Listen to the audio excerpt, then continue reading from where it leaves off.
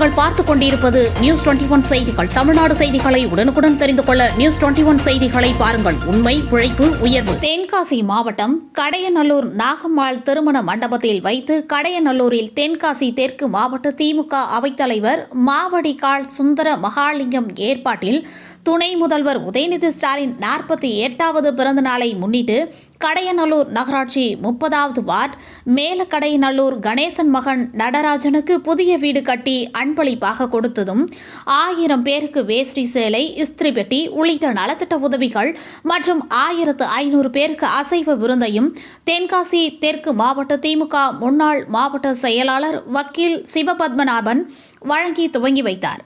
News 21 செய்திகளுக்காக தென்காசி மாவட்ட செய்தியாளர் கோதர்ஷா.